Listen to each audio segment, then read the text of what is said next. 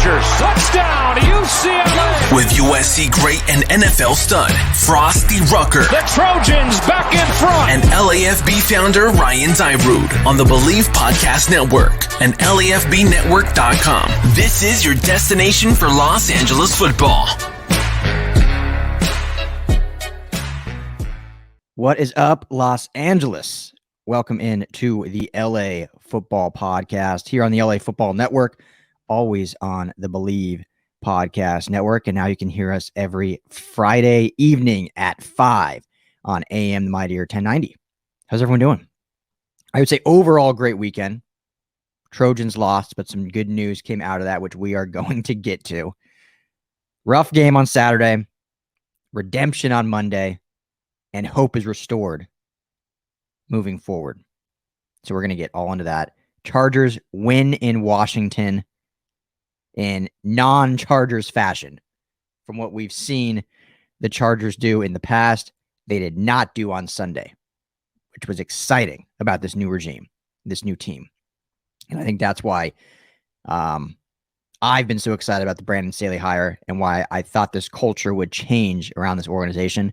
And we saw it in the first week. And it's only going to get better. Rams, Matthew Stafford's debut. Couldn't have gone any better. Could it have gone any better? The dude balled out. 20 of 26 for 321 yards and 3 tubs. 2 of them bombs. Which is what this offense has been lacking. What we've been striving for. Man, Rams win big over the Bears. Jourdan Rodrigue is going to be joining me here in just a moment from The Athletic to talk about this Rams and Bears game. And then I'll break down the Chargers game and get into, if you haven't heard, you've had to have heard by now. Happened yesterday. Shocked, not shocked. Well, yeah, kind of shocked. Everyone thought he would make it through the whole year. Clay Helton out as a USC coach. I will get into that. I was planning on just kind of, talk about the game I was at the Stanford game. Brutal loss, ugly, uninspiring. That was my title in the headline, in the article I wrote about it, just ugly and uninspiring. But now with Clay Helton out, we're going to shift and talk about some potential coaches. Donte Williams is your interim coach. We can talk about him a little bit. So that's how we'll end the show today. BetOnline.ag is the sponsor for the show, as it always is. One of the best gambling sites out there. With a new updated site and interface, even more odds, props, and contests. Like I said, BetOnline continues to be the number one source for everything football. Anyone win any money this weekend? Hit me up if you did. I was so busy. I'm in too many damn fantasy leagues. I like being in like 1 or 2. I have one dynasty league with the buddies of mine that we're on year, I think 5 now, 4 or 5. High stakes, big money. So I love that one. And I like doing like one regular season one. But I got hit up by so many people. And I'm not saying this to be, look at me, I'm popular, but got hit up by a lot of people. I always feel bad saying no. I turned down like 2 or 3 and I'm still in 5. It's just way too many. So I was, figuring that all out, just trying to at least I don't want to be that guy that doesn't set your lineup. And, that's just the worst guy. So I at least need to be active somewhat. So I just ran out of time and doing all of our content, podcasts. I was at the SC game, so there's all that going on. Doing stuff for Play Pickup, which is awesome. If you don't know Play Pickup, you'll see them on our site, do prop bets as well. Awesome new company we're partnered with. But anyway, I didn't have time to place any money on these games because I would have loved to win some money. But if you did, got to let me know. And if you did, you hopefully did it at BetOnline. Because if you head to the website, use your mobile device or desktop, sign up today and receive your 100% welcome bonus. Once again, that's 100%. They did 50%, I feel like, all this year. Now it's 100% welcome bonus. Double your initial deposit just for signing up. Don't forget to use the promo code NFL100. That's how you're going to get that 100% bonus. NFL100. BetOnline, the fastest and easiest way to bet on all your sports. BetOnline, your online sportsbook experts. All right. With that being said, let's go ahead and just jump on. Let's just get Jourdan in here. Obviously, she's one of the best with this Rams insight. Can't wait to get her perspective of what she thought about this game. And then we'll just dive into it. It's going to be a lot of fun. So here's my conversation with Jourdan. All right. Joining me now again, making it a monthly thing. Love it. Can't wait all season long from The Athletic, the best beat writer in the business, Jourdan Rodrigue. What's going on? How you doing this morning? I'm doing well. I'm doing well. We are back in it, folks. This is we're in week 2 now, and we've got a long stretch ahead of us. But Yes. pretty excited. That was a really fun one. I think on Sunday night, and I think my ears are still ringing from how great that crowd was. So it was pretty cool to finally see fans back in the building. Oh yeah, what of a statement by the offense as they got going. We'll get into that, but you mentioned it, the fans. I got to ask you because you were there all last year with no fans, and I know you're on a different side or in the press box, but you're in the stadium. What was the environment like? Was it because on TV it sounded loud? I had a buddy there too who said like, he had season tickets all to Collie, and now he's at SoFi, and he's like, yeah, it just feels different here. But what was your impression of the crowd and the noise there? Yeah, so it's interesting because it's going to be probably a different sound than the Coliseum because it's got a roof on it. Now it's an open-sided building, but at that curved roof, it does contain some of that sound. And then obviously the in-game production is really good. And the crowd was rocking. It was a great crowd. It's funny. I think as time goes by, there will be more sort of maybe traditions or more like things that the crowd does to really get into it, including like a couple of crucial third downs and fourth downs. I think the defensive players were trying to get the crowd into it as much as they were into it in previous plays. And so those types of things, getting people ready to roll on when the Rams are on defense, and maybe a little bit quieter on when they're on offense. But Matthew Stafford just did not seem to have an issue with that at all. But yeah, it was a loud crowd. It seemed like everybody had a good time. Yeah, it was fun. I don't know if you watched the Monday night game last night. The Mannings had a segment. For those who didn't know, the Manning brothers, and they had like guests come on and they like broke the game, basically like what we all do on YouTube during games, but they're Peyton Manning, so they're a little cooler than us. Right. But the whole time it's like Peyton Manning was getting so mad at the Vegas fans. Like, I know. You're on offense. Be quiet. Like, look at what they're causing. So I think you're saying like Rams fans probably did that too. Just so much excitement, but it's like, all right, on offense, you want to hear pin drops. You want to be quiet. just it'll just take a minute. And I think everyone was so excited, and obviously it did not bother the offense at all. So, but yeah, it was funny. I think that I saw a tweet from one of our Raiders reporters, Vic Tafer. The one thing that I know this crowd would not do is there was an injury. Gerald McCoy had to go out on the card, and Vic Tafer said like the fans didn't even notice. They were like doing the wave when that happened. That was their own player. So I was like, okay, well, we didn't get, that's not, that I don't think is an issue here. I think that was maybe just obviously I don't think anyone would intentionally do that, but yeah, it was just third and fourth downs. You want to make sure that they're at their peak, and on defense, making sure that everybody gets loud. And then on offense, I'm sure everybody already knows this, but definitely more helpful to be quieter at that point. Yeah. So, helps a little bit out. So yeah. I remember last thing I'll say about that. I remember going to games in Denver when Peyton Manning was quarterback, and you could see if it was like, so they would always be on the Jumbotron, like quiet, shh, do this. And everyone, like, it was known to be quiet. And there was times if it was loud, like you could see Peyton was getting pissed. Oh, he'd get mad. And he'd get pissed. Like, and someone said last night, a reporter who was in Indy for a long time said, when Peyton Manning turned around and motioned to the crowd to be silent, newborn babies in hospitals down across the county would stop crying. So it's like, yeah, that's at that level. You kind of want to get there at that level. Yeah, exactly. So we'll get there. We'll get there. First game, so if everyone's excited, I'm sure the beer was flowing. Everyone's just having a good time. But yeah, let's get into these players, because we knew, and a lot of us, including yourself, had said many times, like, hey, none of these guys played a snap in preseason. So whether you think that's good or not, whatever side of the fence you win, it's still going to take some time to get on the same page. And, I thought it could maybe take a couple of games. It seemed like it took like a quarter. I mean, the first series was great, but then, the offense kind of had their own little things. And then all of a sudden the second half really just took off, and I thought was really efficient. What was your summation of just the offense, Matthew Stafford, and how much he adds to this dynamic group now? Yeah, well, just explosive, which we expected. We expected the ball to get going downfield. I think that they have not had that. They have not had sort of game planned with that for the last 2 years.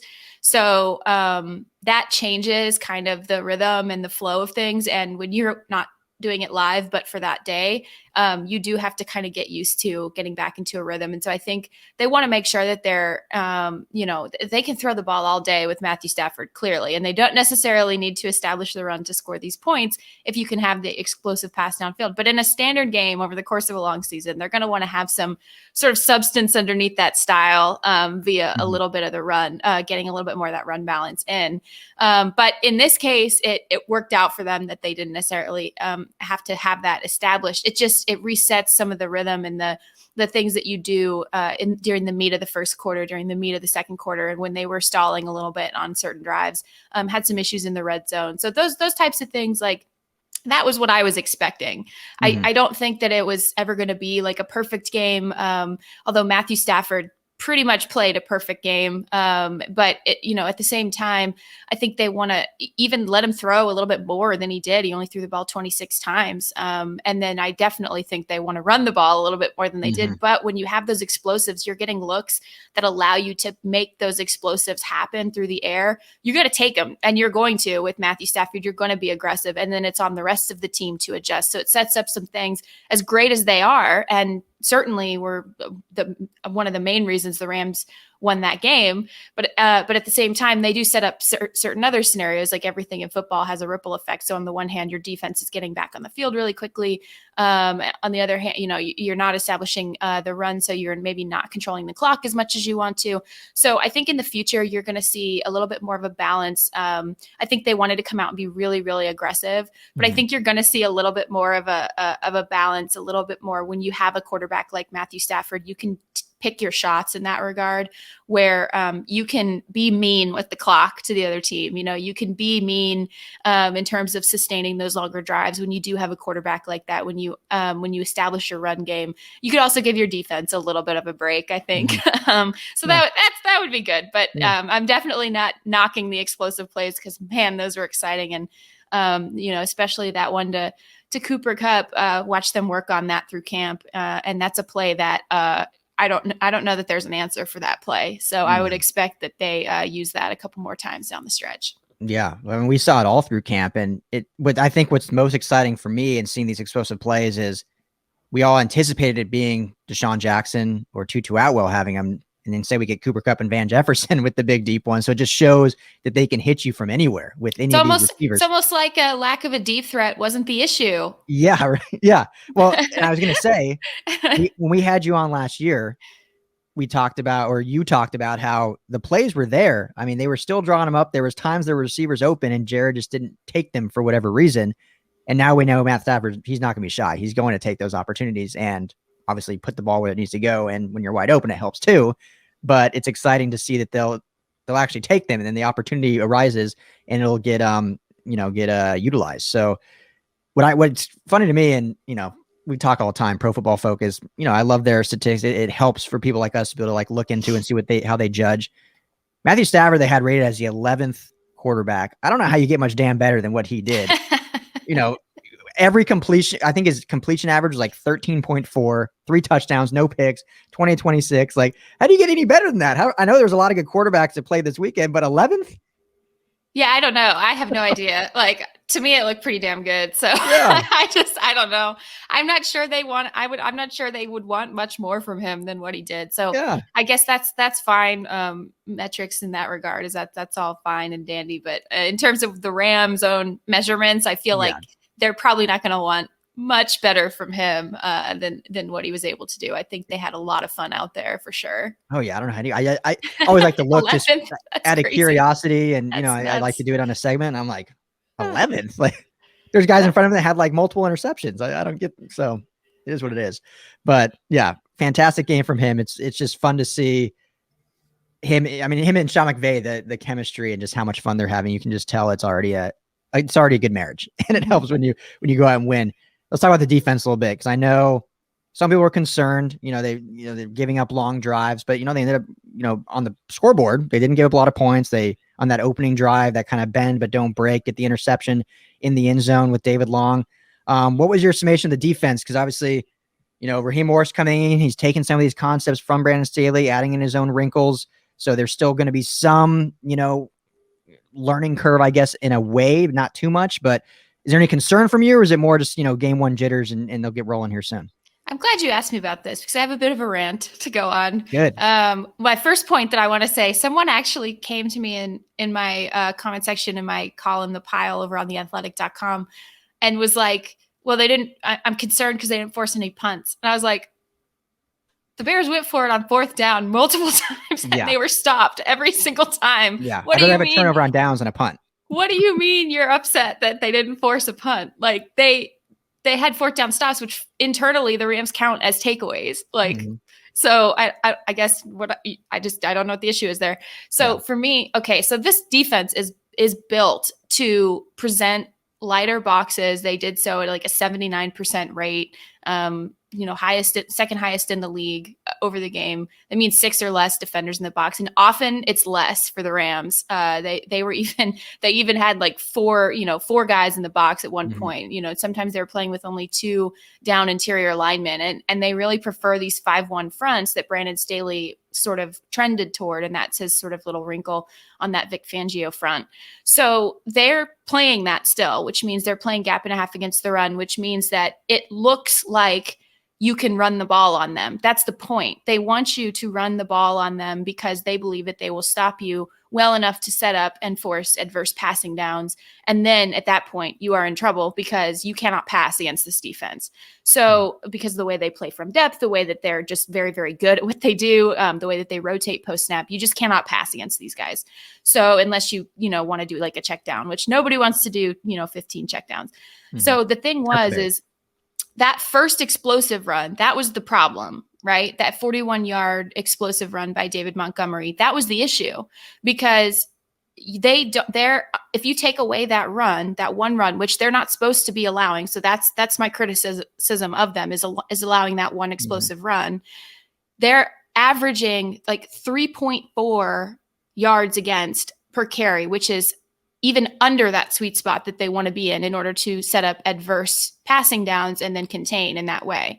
So my only two criticisms of the defense were that big explosive, that 41-yard run at the beginning of the game, which, mistakes happen, but you don't want to have that happen to that degree. And then that 16-yard drive, you want to obviously get them off the field quicker than that. But I thought that this defense played really well. And that's the thing. If you remove that run, they're doing exactly what they need to do. They're not, giving up big gash plays. They're not bad against, quote unquote, bad against the run the entire game. I mean, if you look at their yards per carry average, I mean, they really were great against the run minus that one play. And they did what they were supposed to do, which was invite those little dink and dunk plays. That's what they're designed to do, because the explosive pass will kill you. And you saw it kill the Bears via Matthew Stafford. So that's like, you don't want that to happen to you on the other side. Am I wrong? So I think that it's an interesting study because it's the way this defense is designed. It's very smartly designed. Raheem Morris has carried it over into a very smart design. And the way that it is designed is, as coordinators have described to me since last year, it's like 10,000 paper cuts. You are forced to do things you don't want to do as an offensive coordinator against it, including tiny little chunk plays, dink and dunking down the field, check downs for your quarterback, things that you do not want to do. You are forced to do them over and over and over and over again. And if you make a mistake, which they are betting you do before they do, then they will make you pay for it. And they did multiple times, not just takeaways, but also those turnovers on downs that they forced. So that's what this defense is. And it makes me interested in, seeing the reactions to it, because that's the same thing that fans are doing when they're frustrated and they're like, they just keep running the ball. They just keep, they're, 3 yards at a time, 4 yards at a time. This is driving me nuts. That's the same thing they want the coordinator to feel. Right. So it's a very interesting sociological sort of look at how they do things. I thought that this defensive scheme was executed brilliantly. I thought that Jalen Ramsey, the way that they played Jalen Ramsey in the star, that's a thing that Raheem Morris has worked very, very closely with him on. It's a thing that Brandon Staley first sort of implemented and will run with Derwin James and with the Chargers. But its expansion of that playbook is what Raheem Morris is doing in terms of adding sort of his wrinkles in that regard. And it is extremely smart and it was extremely effective. The way that they're playing Justin Hollins, on the edge, but also giving him a little bit of versatility to move inside and outside. The things that they're doing when they have like a guy who's hurt up front in A'Shawn Robinson, who was back, but not fully healthy. I just thought that it was really a very, very smart scheme. And so I definitely hear the, I'm concerned about them. I'm not at the moment. Like, I know it's too early to feel one way or another, but I think that they did pretty much exactly what they were supposed to do, minus, the explosive in that 16-yard drive or 16-play drive. I thought they did exactly what they were supposed to do. Yeah, I mean, and other than a garbage time touchdown, you give up 7 points. And I know the Bears aren't this like dynamic offense and you're rolling out Andy Dalton right now, but it's still an NFL offense. It's a Matt Nagy offense that's supposed to be an offensive guru when he was first hired. You hold the 7 points. And like you mentioned, without that 41-yard run, Montgomery finishes with like 65 yards on the game, right, on like 20 carries. So no concern, I think. And I think it was in your piece where this quote from Raheem Morris, which, you've had some phenomenal, always are great, but you've had some really good ones this offseason leading up to the season, with some ones, I think one of them you said you've worked on for an entire year. Like, yeah. I love stories like that. So great work on that. I don't know if I told you that Ryan. before, but the one about Raheem, and he said when he came in, because I think you were asking him, like, why was it that you wanted to just keep the same system instead of bringing in your own? And he basically said, like, why would I teach 30 guys something new when one person, me, can learn something new? Yeah. And you see that, and you see then now he can put his footprint on it, or his handprint, thumbprint, whatever you want to call it, fingerprint of his own on this defense with some little things here. But it's still the same thing that we've seen in the last year, and why it was so successful and why they were able to do so well as the ranked number 1 defense, aside from that last game in Green Bay. But who was a player? Because we know Jalen Ramsey, who, oh man, he was so that blow up, that tackle he had, so good. It was nuts. Yeah. Aaron Donald, obviously, is eventually going to get his. You're not going to keep him off the stat sheet for long. Eventually got a sack there at the end. But who was a player, and I probably know where you're going to go with it, but I'll ask, they kind of maybe surprised you. I know most of this team was turning the same starters, few guys in there differently, but who was a guy you're like, defensively, that is, you're like, man, this guy really played well. I know he had a good training camp, but we didn't know what we would see from him on an actual NFL Sunday, and he came and played really well. Who was that guy for you? Yeah, Kenny Young. And I think you knew I was going to say that for sure. Yeah. But when you asked me about like what sort of stamp Raheem Morris is leaving on this defense so far, Kenny Young is a like living, breathing proof of that, because Kenny Young, I mean, I think we've talked about it a lot before, had, kind of a baptism by fire last year. And this year, my understanding is that he sat with Les Snead for a long bit coming into this season, and expressed himself to Les about, wanting to be a part of this team, in this current year, and wanting to be sure that he knew that this staff could count on him. And then he met Raheem Morris and just started to completely blossom. When Raheem and I were talking for that feature that you mentioned, he basically said Kenny Young has been sort of just, attached at the hip to Raheem in terms of showing up early, staying late, making sure he's putting all of the work in and all of the time in.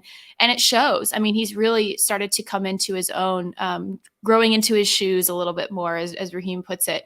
And the thing that allows them to do, last year, you saw a lot of 2 linebacker sets.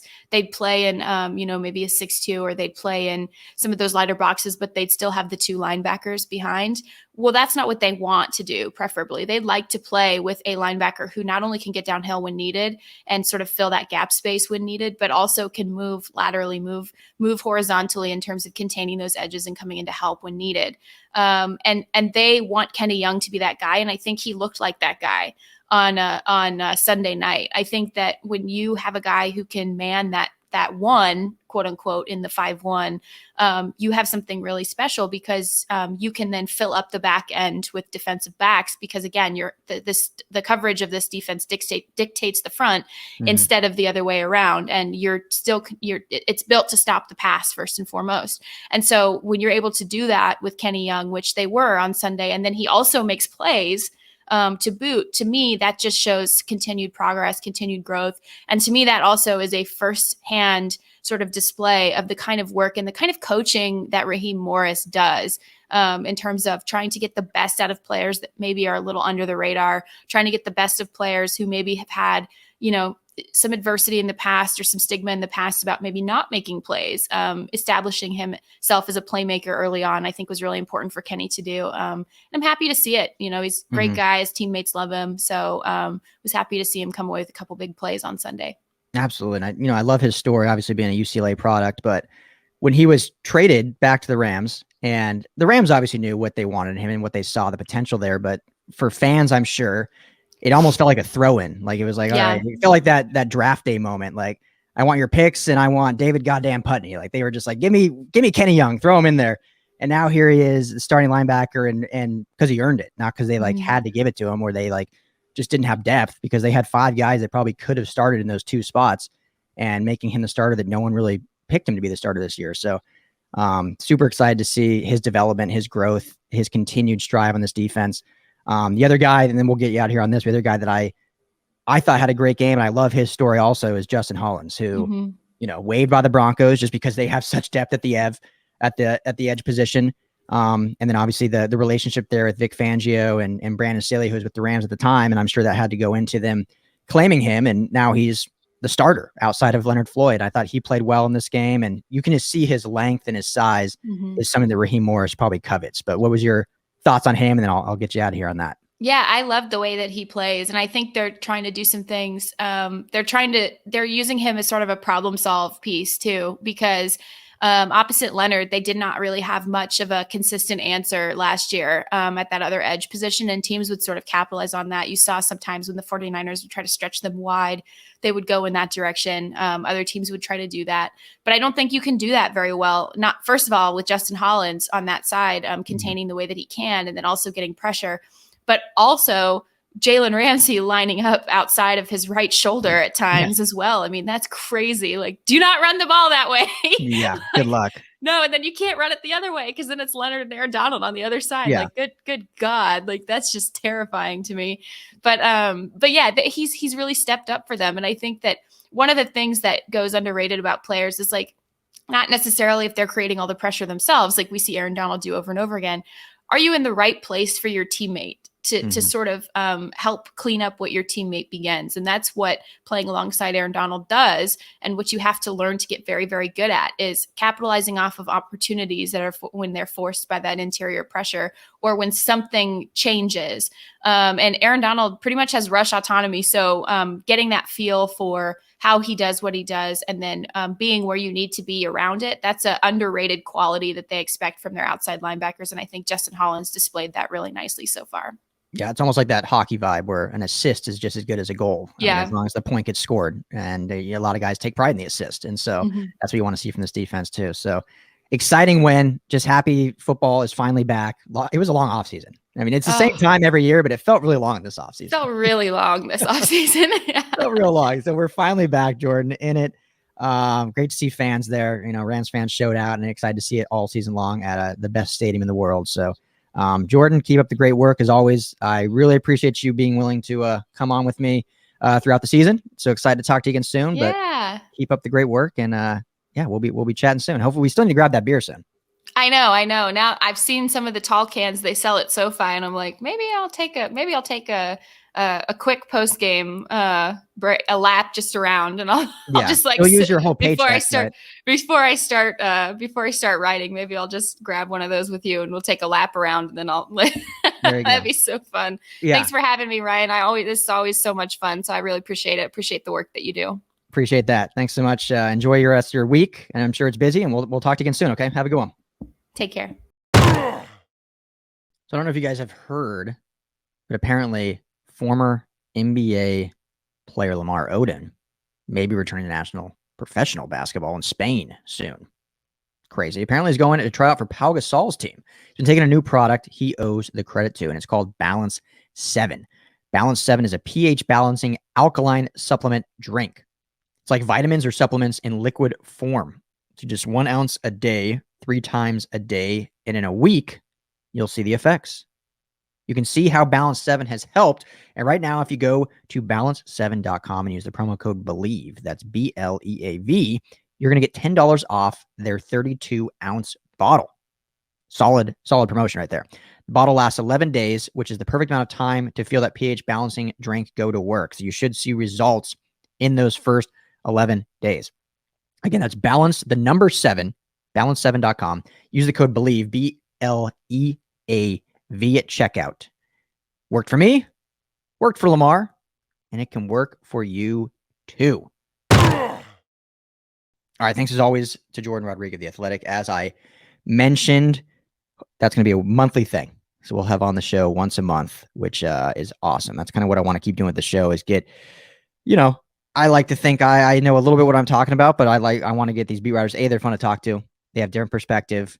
If there's games I'm not able to attend, they are at all of them. So we want to have a rotating list of beat writers that we'll have on here often.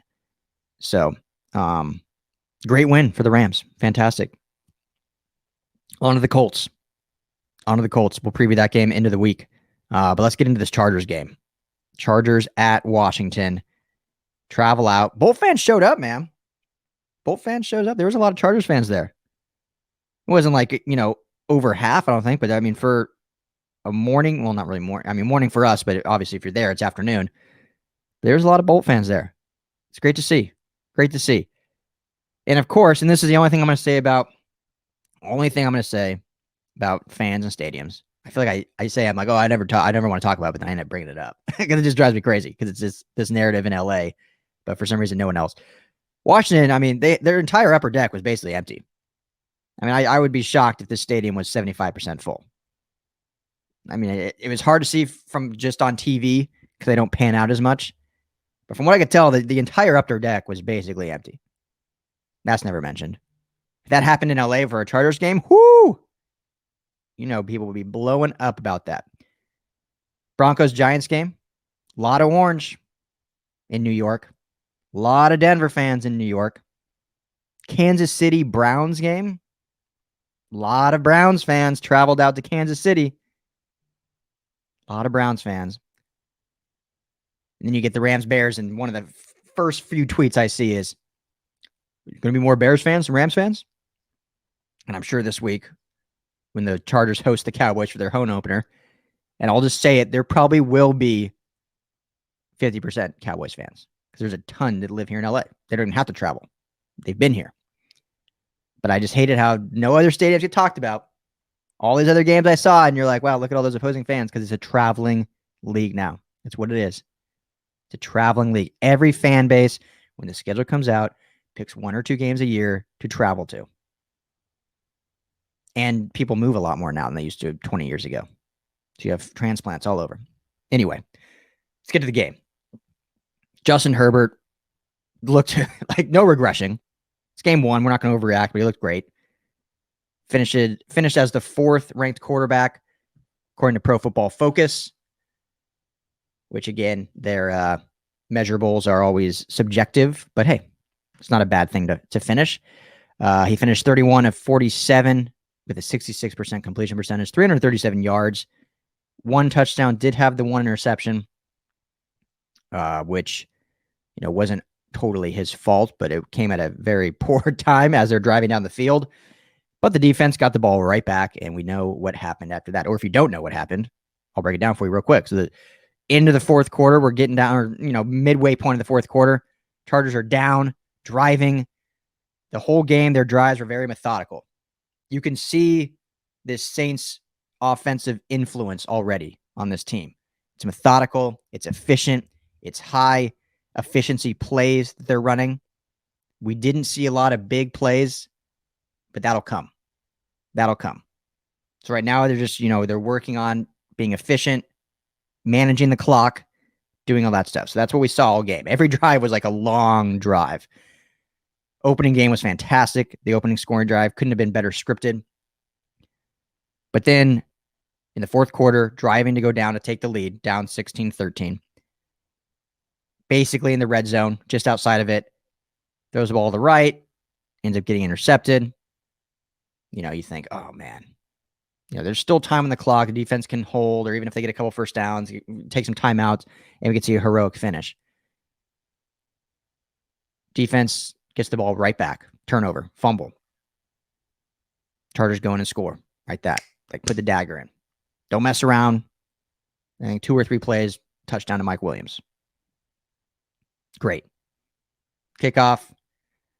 Hold Washington. I can't remember if it was a 3 or out or just a quick turnover on downs. But like I said, we're like halfway through the fourth quarter, so it wasn't 4 down territory yet. Punt the ball away, thinking they have, one of the best defense in the game. We talked about all week. This is the best front, I think, in the NFL, and a solid secondary. Arguably, definitely top 10, arguably top 5 defense in the NFL. So anyone that's freaking about the offense, like, oh man, we only put up 20 points. We had some bad drives there. A, it's the first game of the season with a whole new installed offense. B, you're playing a very good defense, a playoff defense. Offense gets the ball back. I should have looked at the time, but it was about it was like 6 minutes, 6.5 minutes, 7 minutes, like a lot of time on the clock. So you're thinking, okay, Chargers can either score, maybe we milk some clock a little bit though, and then, give Washington the ball back with, 3 minutes or so. If we can milk 4 minutes of that clock and then force them into a, we're up by 4, so they have to get a touchdown. Hopefully our defense can just bend, but don't break. I feel like that was a thought process of a lot of, or maybe it was even like, oh, here we go. Going to give the ball back, and then they're going to go down and score with, as time expires, we'll lose another 1 possession game, just like we did 7 times last year or anything like that. I'm sure a lot of people were thinking that.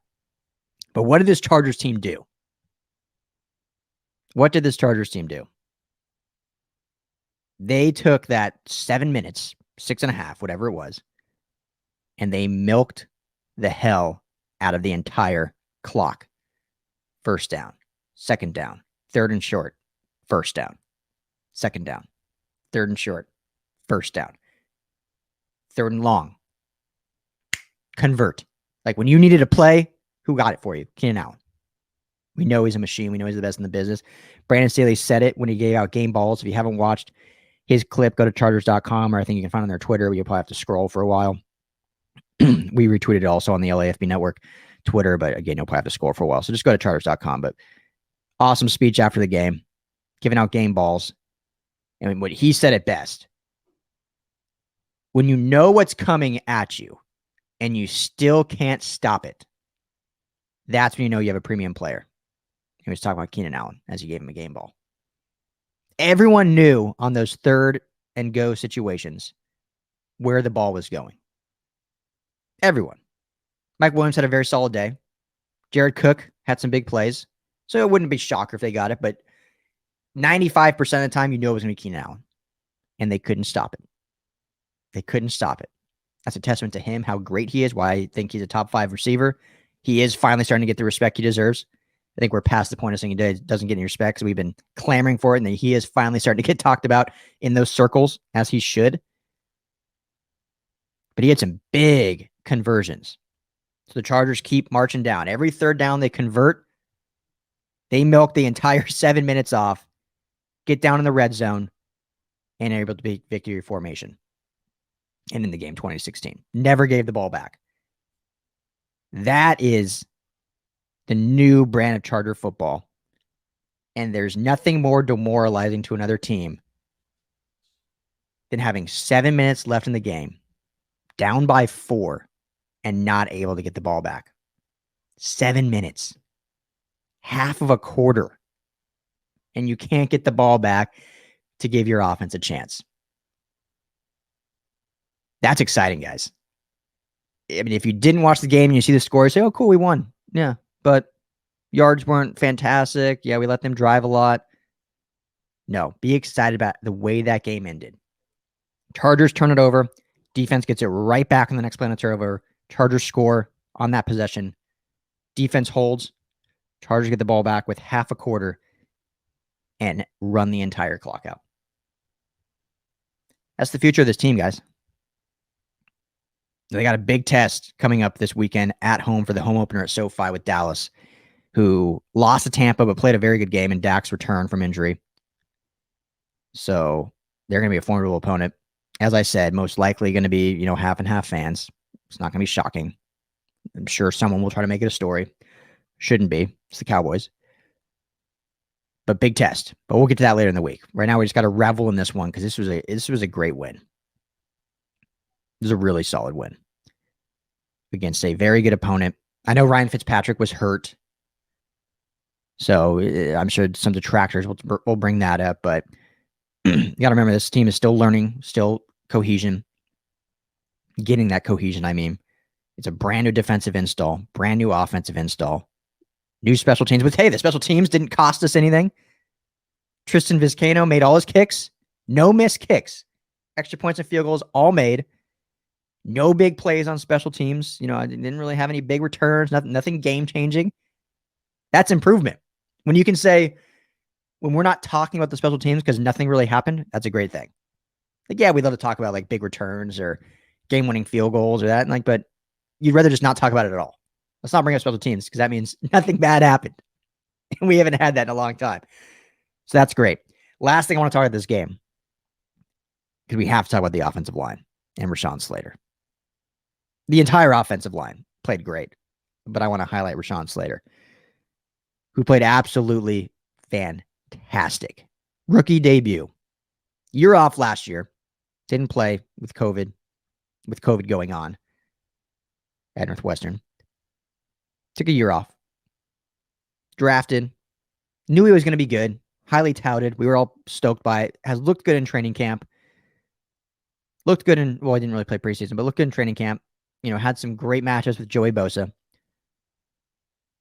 But people would be lying if they told you they expected him to be as dominant as he was in his first ever NFL game going up against Chase Young and Montez Sweat. The dude was fantastic. Superstar in the making. I know it's one game, so we need to pull the reins back a bit. But this one game was against two of the best pass rushers in the game. And he not only held his own, he put out, showed up. Chargers fans, you got to be excited. Got a mainstay at quarterback. Just got a high-profile, legit center. And now you have the left tackle you've always needed for the next 12 to 15 years. And he's showing out. The offensive line as a whole, we talked about there was going to be some growing pains. You know, everyone's got this. None of these five guys have ever played together. It's not like three have and you got two newbies. No, all five guys have not played together. So there's going to be some time getting to know the check with me's, the calls Corey Lindsley's doing, getting everyone on the same page. You wouldn't have known that this week. Would not have known. Oday Abushi played great. Matt Filer played great. Obviously, Lindsey. Talk about Rashawn Slater. Brian Bulaga, bless his heart. Hurt again. Back acting up. Worst case scenario for fans. Storm Norton comes in. Balled out. Stepped up for the moment. Played great. You wouldn't know you had your backup right tackle in there. And it helps when you have a quarterback like Justin Herbert that can evade pressure and, you know, get the ball out where he needs to. But the fact the offensive line wasn't the Achilles heel of this offense in their first ever game together with a rookie left tackle, with a former XFL player at right tackle, going against the league's #1 defensive line. Guys, get excited. You need to be excited. Because I knew this team would be good. I've called it all along. I think they're going to be a playoff team. I called them winning this game. I thought they would win this game. But in the fashion they won it, and I know it wasn't a blowout. It was a 4-point win. But winning it at the line of scrimmage, in the trenches, winning it by running the game out with half a quarter left, winning it with 0 special teams mistakes, that's the building blocks you want to become dominant. Because you keep stacking bricks on that foundation, that's where you become one of the top teams in the NFL. And they did that in week 1. It's only going to get better. And if they lose against the Cowboys, it's not the end of the world. We'll get into the I haven't even thought that far ahead yet to truly break it down and preview it. I feel good about it. The secondary is going to get a big test against that receiver core, who put up numbers against Tampa. Helton, your quarterback, throws 60 times, but, you know, we'll get into that later in the week. So anyway, enjoy this win, Chargers fans. Revel in it. Revel in it. Great win. Your team is 1-0. Unfortunately, the entire AFC West is 1-0. Like I mentioned with the NFC West. Also, all 1-0. NFC West, I think, by far is the best division in football. I don't think anyone can question that anymore. Especially with how dominant all those wins were. I mean, Seattle pretty much dominated the Colts, a playoff team. The Rams obviously dominated the Bears, who I don't think anyone gave them a shot, but they were a playoff team last year. Arizona dominated. Kyler looked great. Chandler Jones, 5 sacks. San Francisco dominated and then almost gave up a huge comeback, which is kind of good to see as a Rams fan. Them almost blow it, but the offense was clicking. It looked very Kyle Shanahan-esque of what he wants his offense to look like. So it's a good division. But the AFC West, I don't think is any slouch. You have the Chiefs, obviously. Super Bowl favorite. Beat a very good Browns team. Came from behind to win that. The Broncos, which a lot of people have kind of even with the Chargers, of like who can make the playoffs out of those two. Came down to quarterback. Because the Broncos, I think, like man-to-man, mano-a-mano on the roster, have a very good roster. Very good roster. One of the league's top defenses. Very solid offensive line. Great skill players. It was all about the quarterback. And it's also one game. But the Giants, one of their focal points or their best parts is their defense. And Teddy Bridgewater balled out. Balled out. Now, we'll see if he can say that all year, but based on that, you would say, okay, this Denver's a pretty good team. If Teddy can just be close to that good every week, be, in the 12 range of quarterbacks, he finished third on PFF rankings, but if he can just be 12, it's going to be a good team. And then the Raiders. They're still the Raiders. They still make their mistakes. They still have odd things happen in their games. But they beat Baltimore. They won in overtime. They got the win. Derek Carr looks pretty good. Darren Waller's a problem. Be fun to see Derwin James on him this year. So, a lot of good teams in these West Coast divisions, but your Rams and Chargers are tied for the top right now at 1-0. All right, so let's get into this Trojans coaching talk. So, like I said, I was planning on just talking about the debacle on Saturday. Blowout loss to Stanford. Just looked bad, just uninspired. The team, too many penalties, which always seems to be the story with this team. No big plays. I mean, the juice that we saw when Graham Harrell first got here in 2018, we haven't seen that. Didn't see it all much last year. Haven't seen it yet this year. They're not strong at the point of attack. They get pushed around. They don't put up tons of yards, which is what you expect from the air raid. And there's just no juice. Vavae Malapaya, I thought, had a good game. Captain, senior. He played. And this is not saying they didn't play hard, but you just don't see those explosive plays that you expect from an air raid offense when you have the weapons USC has. A quarterback in Keaton Slovis, who's a potential first-round pick.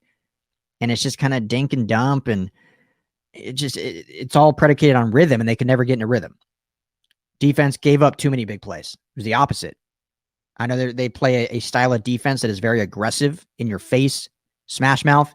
So there's the opportunity for big plays to happen. But Stanford had a lot of them. Way too many of them. So I was going to break down more of the game, but we're a few days past it. Yesterday's the big news. Clay Helton relieved of duties. And I want to say this first, and I know we've been saying it for 6 years, but I do want to say it since he is officially fired. Not a better man in college football. And that's why he held on to this job so long. I know it's frustrating because it gets overstated. Like that's what everyone said. Oh, great guy, bad coach. But with what USC has gone through in the past, with turmoil, with disintegrity, with getting the modern day death penalty, essentially, they needed time to get things on track again. I know people will say, well, they didn't. Like, look at the football program, but from a terms of off the field, from a terms of character, student athlete, being in the classroom also, community, they're back on track. Like USC is back in respected circles as a integral school, a school with integrity, a recruiting system with integrity. It just never matriculated to wins. And, Helton at some schools, that standard was fine. He was double the wins as losses. I think 46 and like 23 or something was his total record as the Trojans coach. That may be good at Iowa, or if we're sticking with Pac-12, like that'd be really good for Cal or Washington State, maybe even Stanford, but not USC. Definitely not the University of Southern California, that shouldn't just be striving for Pac-12 championships every year, should be striving to be in that college football playoff. And they have yet to be in it, yet to be close.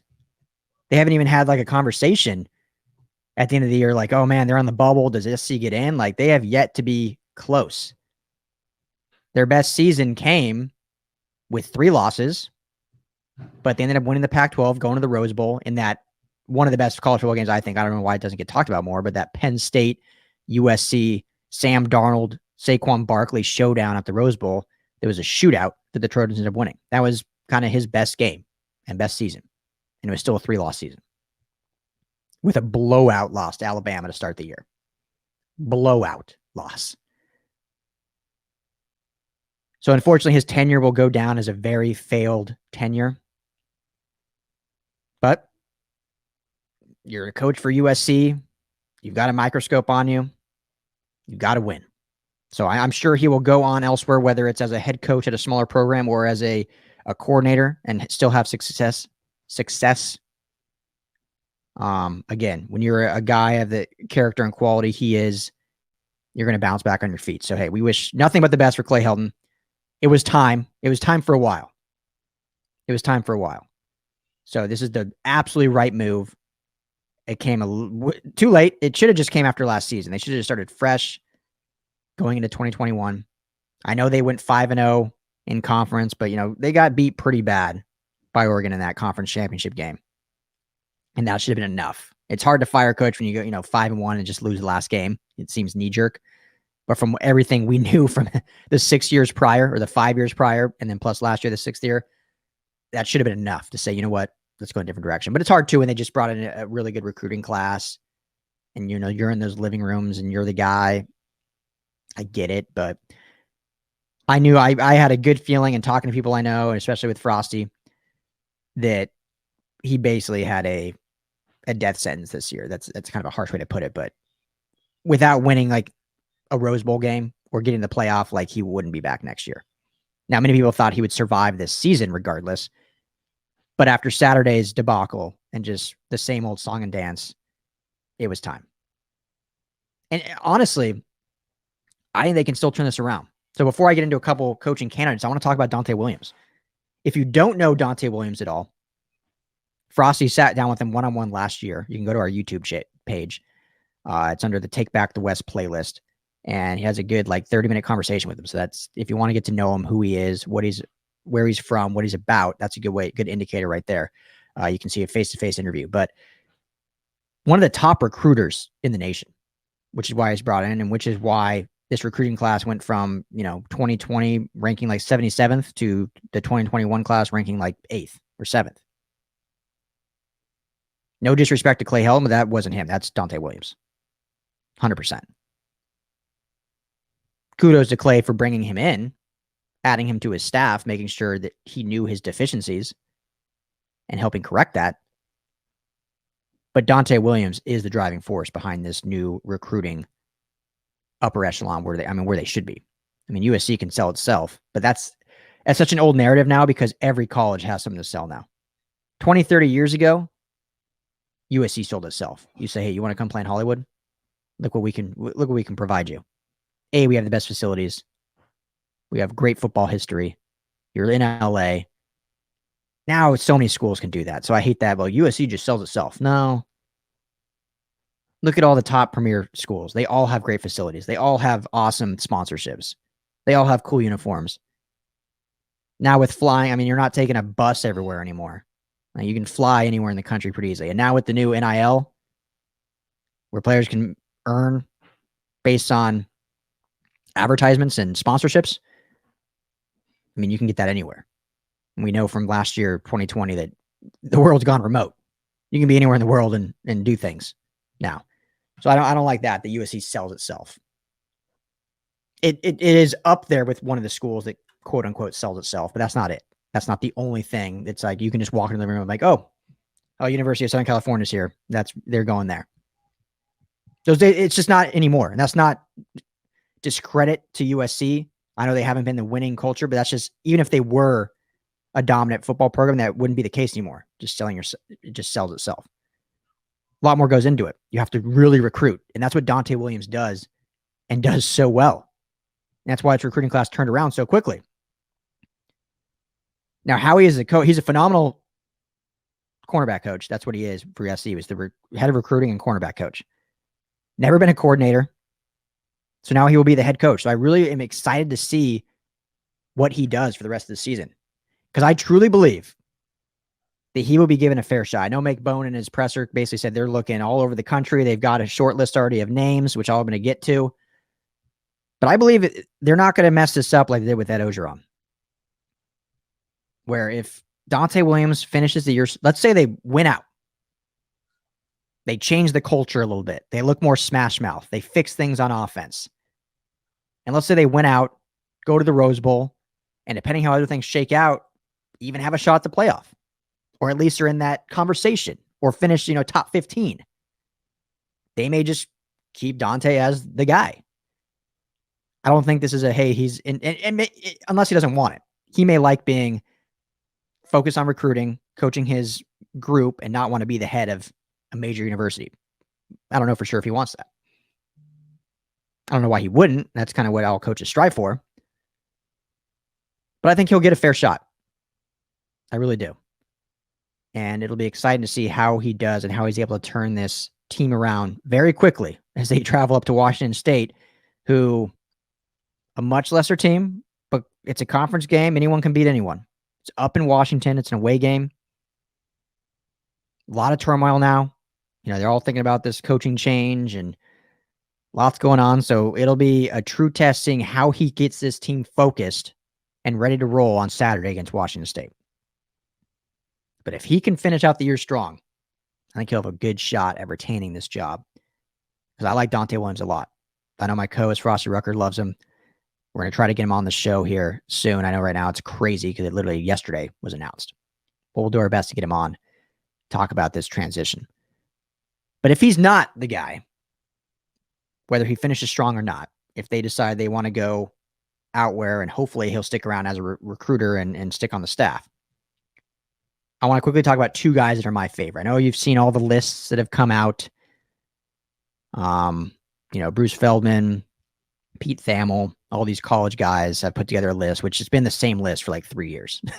Every year is the same list. Like, okay, if they fire Clay Helton, here's the guys they should go after. But my two favorite, I'll end with my absolute favorite. But Matt Campbell is who I'll start with. Iowa State coach. One of the rising coaches. You can't even call him that anymore. He's arrived. Like, Iowa State is relevant, which is, it reminds me of like a Chris Peterson who made Boise State relevant. I know Iowa State's in the Big Ten, more premier, it's a Power 5 conference, whereas Boise was, I think, in the WAC at the time. Now they're in the Mountain West. But they were relevant every year under Chris Peterson. I mean, they beat Oklahoma in the Fiesta Bowl. That's the sign of a good coach. When you make a lesser program relevant, I don't care if you're in the college football playoff, you're Boise State, you're Iowa State, you're relevant. Last year they won the Fiesta Bowl, finished 9-3. Started his career at Toledo and has since 2016 been at Iowa State. His first season was a losing season. Obviously, you're taking over a bad program. Hasn't had a losing season since. 8-5, 8-5, 7-6, 9-3, and then this year they started off 1-1. 3-time Big Ten Coach of the Year. Overall coaching record of 71-44. He's turned down offers from the NFL, highly touted name to stay at Iowa State. I don't think he turns down USC. I think he wants to stay in college regardless. That's why he turned down the NFL. But, he's a high character guy. He's a good recruiter. They've turned out some actually good NFL talent there at Iowa State now. And they're relevant. That's the biggest thing to me. I know it's a Big Ten school, but it's Iowa State. You're not kidding anyone. It's Iowa State. Try recruiting to Iowa. Sioux Falls, Iowa. You got to be pretty good at what you do. And then put that product on the field and put a winning product. And he's been able to do that. So I like Matt Campbell a lot. We actually talked about him 2 years ago on this show, me and the coach, when he was a rising star. Now he's known. Everyone knows Matt Campbell. But 2 or 3 years ago, he was kind of this up and coming like, oh, watch out for this Matt Campbell guy. And the coach was huge on him. Like, I would love USC if they fire Clay Helton. I want him to hire him.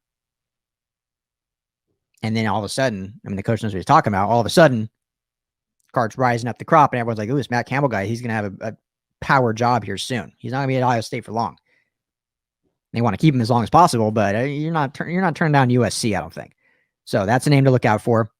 Love what he would bring. High character guy, like I said. My number one choice, honestly, is Luke Fickell, current coach of Cincinnati. Obviously, there's the connection between him and AD Mike Bohn. Mike Bohn, if you don't know, was the former AD at Cincinnati. He hired Luke Fickell as his head coach. Obviously saw something from him there. I know a lot of USC fans are clamoring for Urban Meyer. Urban Meyer is employed by the Jacksonville Jaguars.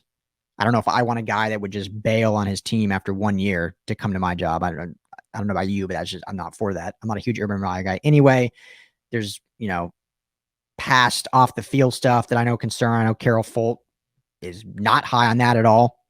President of USC. I don't think Mike Bohn is either. So I really don't think that's an option. He's not leaving Jacksonville unless SC comes, hey, if you resign, we will hire you. He's not like he's just going to resign and then USC say, oh, we didn't want you anyway. But I really don't think they're going to go after him. That's just me. Luke Fickell, though, was on Urban Meyer's staff he's been with Ohio State from 2002 to 2016. So he was with Urban Meyer almost the entire time he was there. Well, obviously Urban Meyer was there a little bit after him, but he built his resume coaching under Meyer. So he knows the Meyer style, knows how to win. And then he brought that to Cincinnati and made Cincinnati relevant. Overall coaching record of 43-21. He's 2-2 in bowl games. And Cincinnati has become a powerhouse that now has been invited to the Big 12. That's because of Luke Fickell. When you make a non-relevant team relevant enough that a Power 5 conference wants you, and I know the Big 12 has their issues and they lost Texas and Oklahoma, so they're just trying to survive. But you still want to add good programs. And that's what he's built at Cincinnati. Since becoming their head coach, 2017, only losing season. First year, got to change the culture. 11-2, 11-3, 9-1, and he's 2-0 to start this year. Barely lost to Georgia, a powerhouse SEC school last year in the Peach Bowl. Barely. Probably should have won. Lost at the very end. Luke Fickell would be a phenomenal hire. And I know there's a lot of, if you don't know his name as well as some of the big names, Jonathan Franklin, Penn State, Chris Peterson, who's retired, and I don't think he wants to come out. He's been retired a year. I think he wants to stay like that. He doesn't want to get back in the grind. Mario Cristobal has been linked. I don't know why he would leave Oregon for SC, but, maybe. Luke Fickell might not be that big name because he's at Cincinnati, but he came from the Urban Meyer tree, which a lot of people want, but I don't think you're getting Urban Meyer, nor do I really want Urban Meyer. You have a protege of his that has turned a subpar program into a top 25 program. Cincinnati is a top 25 program now. As crazy as that is to say. Imagine what he can do with the talent pool that USC can attract. College football playoff every year. Every year. So, Donte Williams, I think, has a true shot to keep this job if he dominates this year and turns this thing around. Because that alone shows your coaching prowess. If you turn around a mid-season coaching firing and you sustain a good season and have success. But if not him, Matt Campbell or Luke Fickell is who I want and who I think USC will go after. I think Luke Fickell is on their very short list, and that is because of what he's done at Cincinnati, because of his coaching tree, and because of the connection between Mike Bohn and him. So, there you have it. There you have it. If you haven't jumped on this new play action, you got to do it. One of our newest partners, it's playactionpools.com. It's football pick'ems every single week, free to join. Sign up for our contest, Believe Football Pick'em at playactionpools.com, and get your picks in each week. Going to select 10 of the highest profile games of the week between NFL and college. There's only 10 games. You're not picking like 100. Whoever gets the most picks correct each week will win a pair of electric sunglasses and a pair of DC shoes. It's like a $150 value. Electric sunglasses, DC shoes. Go to playactionpools.com. Sign up for the contest. Believe. BLEAV football pick'em. You can also host your own pools there. Be the cool guy at the office.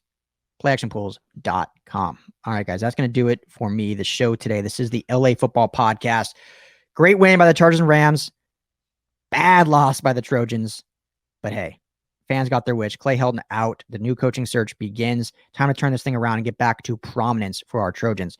No Bruins talk just because they were on a bye. They do host Fresno State this weekend. They are ranked 13th in the nation now, according to the AP poll. Jumped up a few spots, even being on a bye. How exciting is that? 13th in the nation for this UCLA Bruins team. So we'll talk about them a lot at the end of the week's show, previewing Fresno State, who's actually a very good team. Do not overlook them. But hope you guys enjoy your week. Hit me up on Twitter at Ryan Dyrud, LAFB. At LAFB Network is the main account. Follow, like, subscribe wherever you listen to podcasts. Hit us up on YouTube at LAFB Network. Looking forward to talking to you guys throughout the week. Enjoy it. Peace.